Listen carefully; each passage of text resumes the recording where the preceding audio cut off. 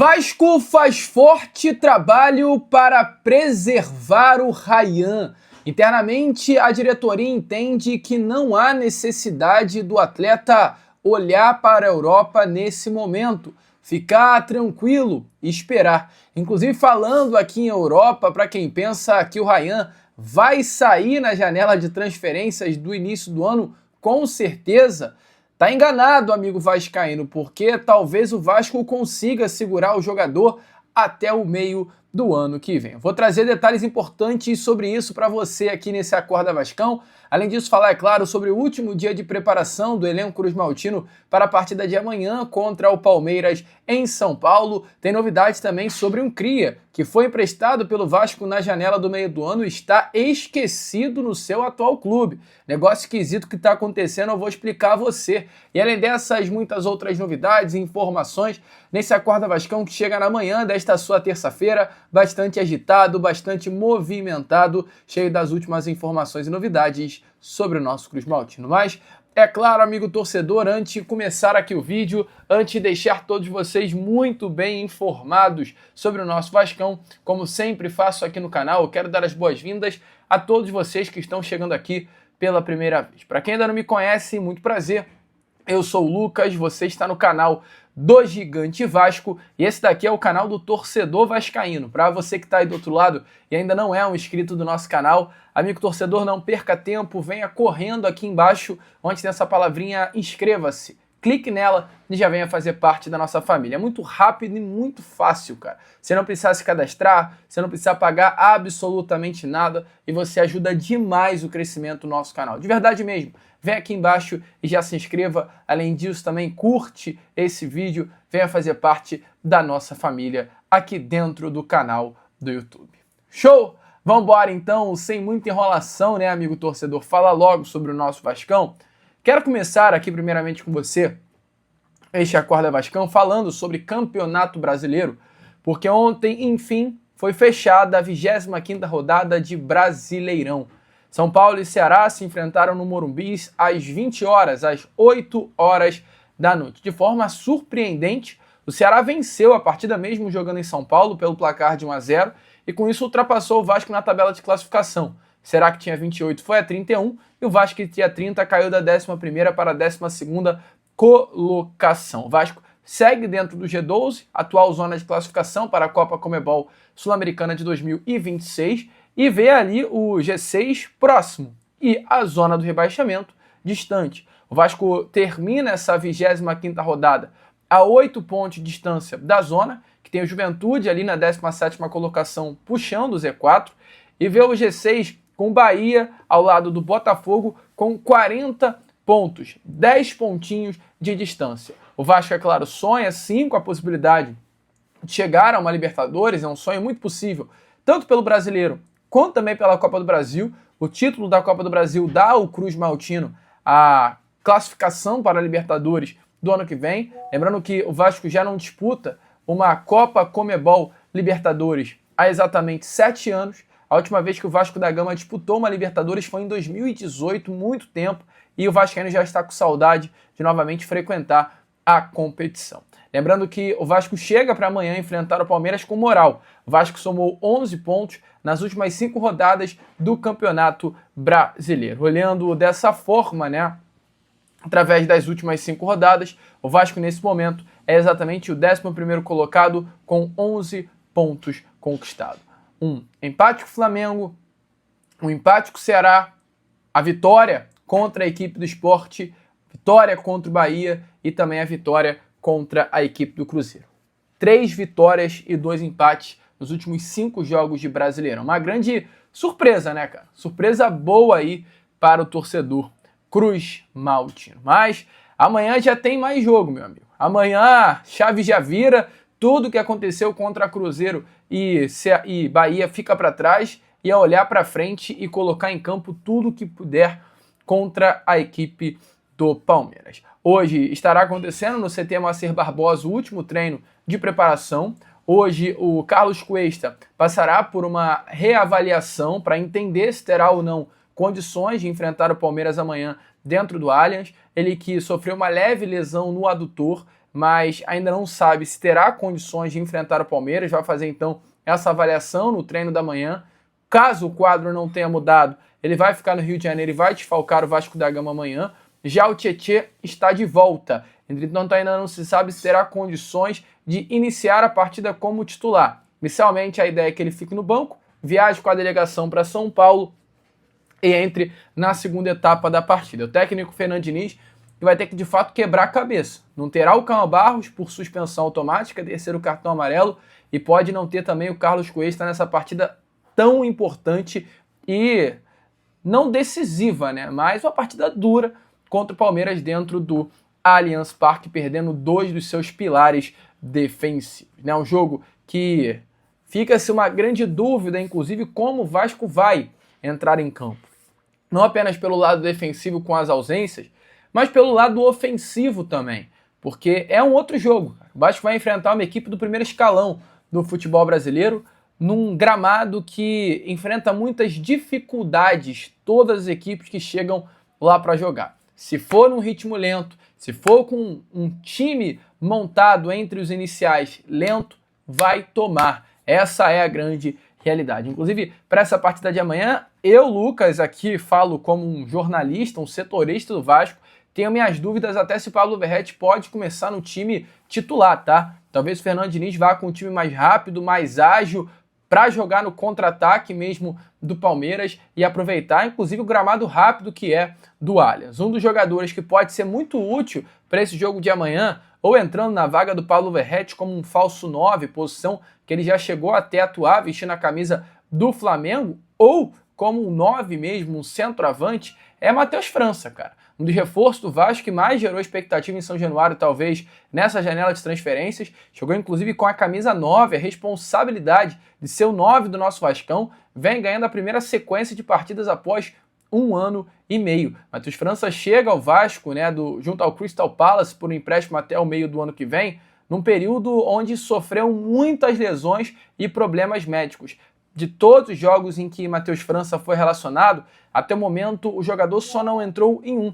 A partida que teve maior protagonismo, inclusive, foi no jogo contra o Botafogo, né, pela volta das quartas de final de Copa do Brasil. Ele bate um pênalti, classifica o Vasco para as semifinais e desde então ele foi muito utilizado. Contra o Sport e o Flamengo, Matheus França entrou muito bem, criou boas chances, inclusive, de finalização, não converteu até o momento, né, nenhuma delas em gols, mas vem ganhando cada vez mais confiança. E pode sim ser utilizado nessa partida de amanhã. Normalmente, o Matheus França está entrando na vaga do Coutinho, como esse camisa 10, mas volto a repetir.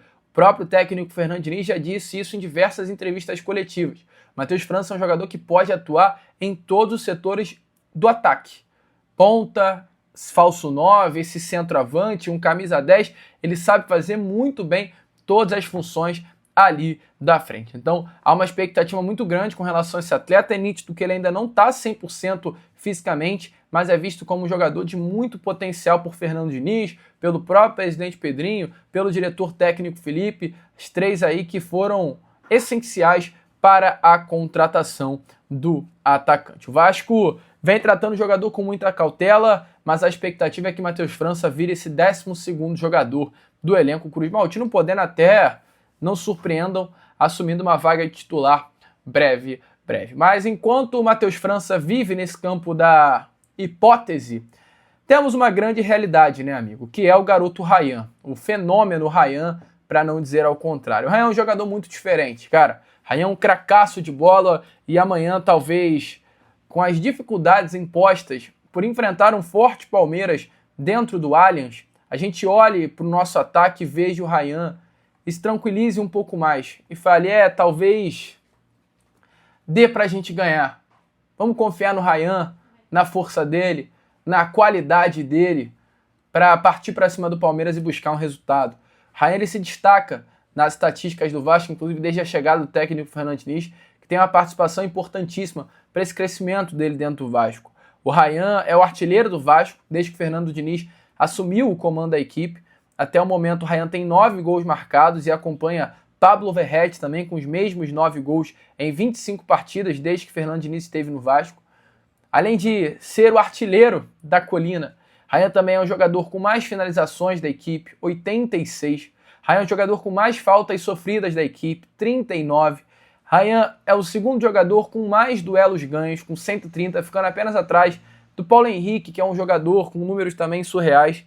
E é o jogador, terceiro atleta do elenco com maior nota na plataforma do SofaScore, 7.21, ficando atrás de outros dois jogadores selecionáveis, né?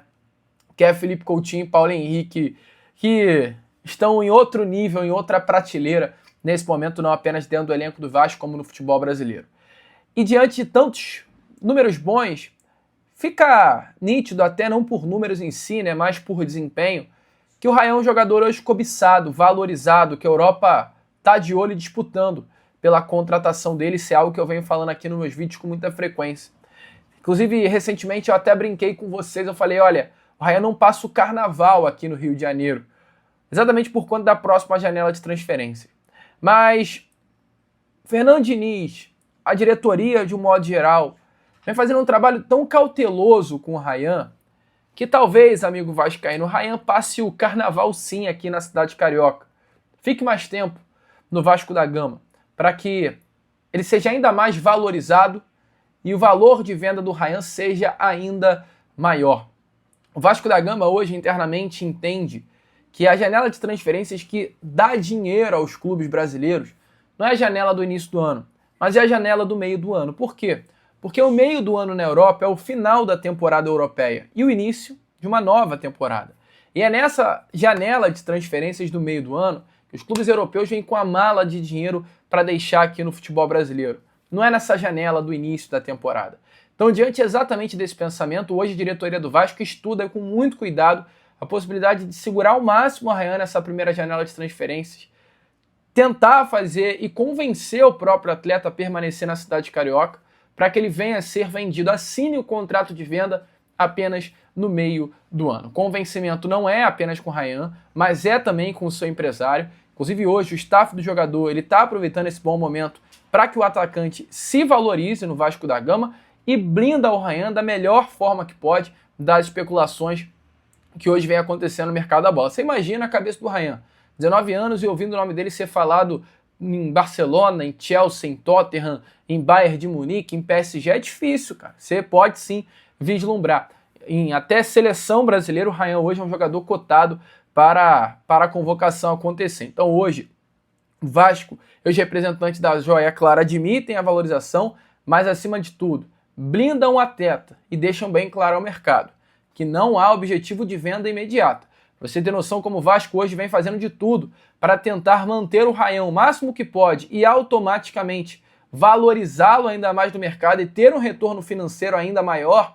O Vasco ele pediu um empréstimo recentemente na casa de 80 milhões de reais e nesse empréstimo que o Vasco pediu a juiz, ele diz muito claramente que um dos motivos do empréstimo pedido é para manter as contas em dia mediante a não venda de ativos, a não venda, por exemplo, do próprio Ryan. Ou seja, o Vasco não tem pressa para vender o Ryan. O Vasco quer uma venda alta. Hoje a multa rescisória do Ryan é de 40 milhões de euros, cerca de 246 milhões de reais, 250 milhões de reais. O contrato do Ryan é até o final de 2026. Para o Vasco manter o Ryan até o meio do ano que vem, é necessário uma renovação de contrato, porque no meio do ano que vem, se der mole, qualquer clube vai chegar a assinar um pré-contrato com o CRIA. Ou seja, pelo andar da carruagem, não surpreenda se breve, Vasco e Ryan assinarem um novo contrato de uma renovação até o final de 27, aumentar o valor dessa multa rescisória para que o CRIA venha a ser vendido por um valor superior a 40 milhões de euros. É o Vasco entendendo que o Ryan é um jogador diferenciado e que pode sim ser um atleta que no Vasco da Gama renda muito dinheiro para o clube. Qual é a sua expectativa sobre o Ryan, amigo? Deixa aí, é claro, a sua opinião nos comentários. E de cria para cria, falar sobre informação meio até surpreendente, cara, que é sobre o Lincoln. Lincoln foi um atleta que o Vasco da Gama emprestou, um jogador de 20 anos de idade, que era titular e capitão do Sub-20 do nosso Cruz Maltino. O Vasco empresta ele ao Volta Redonda na janela do meio do ano. Já está há quase 2 meses no clube que hoje disputa a Série B do Campeonato Brasileiro e está muito mal das pernas, inclusive na segunda divisão. Hoje o Voltaço, olhando para a tabela de classificação, é o 17º colocado, está na zona do rebaixamento, restam 9 partidas para terminar a Série B do Brasileirão, e Volta Redonda é uma equipe que tem sérias chances de cair, e mesmo com um elenco assim limitado, a equipe do interior fluminense não faz a menor questão no zagueiro. Para você ter noção, em 2 meses de Volta Redonda, o Lincoln não foi relacionado para nenhum joguinho sequer. Mostra mais do que nunca que é um jogador que não está sendo visto como utilizável dentro do elenco do Volta Redonda. É um atleta que tem um contrato com o Vasco até novembro de 2026, até novembro, ou seja, do ano que vem. E, amigo, sinceramente, pelo andar da carruagem, ele nunca foi utilizado no profissional. Ele já chegou a ser utilizado, tá? Chegou até a marcar gol no profissional do Vasco no ano passado no jogo contra o Inter no Beira-Rio. Mas o que eu quero dizer é que ele nunca foi uma peça que no profissional do Vasco jogou. Sim, foi útil, né? Jogou um jogo ali numa ocasião no Beira-Rio porque não tinha jogadores. E ponto. Jogou aquele jogo contra o Inter e já desceu novamente para o time da base. E diante, assim, dessa situação, eu, Lucas, sinceramente, vejo que se o Lincoln não foi utilizado no Volta Redonda, e muito menos utilizado nem sequer relacionado para as partidas, eu acho que dificilmente o Lincoln vai permanecer no elenco do Vasco para a próxima temporada. Deve chegar, vestir a camisa do Vasco ali no Campeonato Carioca nos primeiros jogos, quando o elenco não está principal, né, à disposição, e o Vasco deve logo em seguida negociá-lo até pelo curto tempo de contrato, a menos que o Vasco queira a renovação. Mas 20 anos de idade, com tantos atletas de potencial hoje que o Vasco tem na base, eu acho bem difícil. Mas, enfim, amigo, deixa clara aí a sua opinião nos comentários. Eu, Lucas, vou ficando por aqui. Esse foi aquele nosso Acorda Vascão da manhã de terça-feira. Já já eu tô de volta, o nosso Fala Gigante pela parte da tarde, contando muito com a presença e o apoio de todos vocês. Vamos que vamos! Curta, compartilhe, se inscreva e, como eu sempre falo aqui, saudações vascaínas!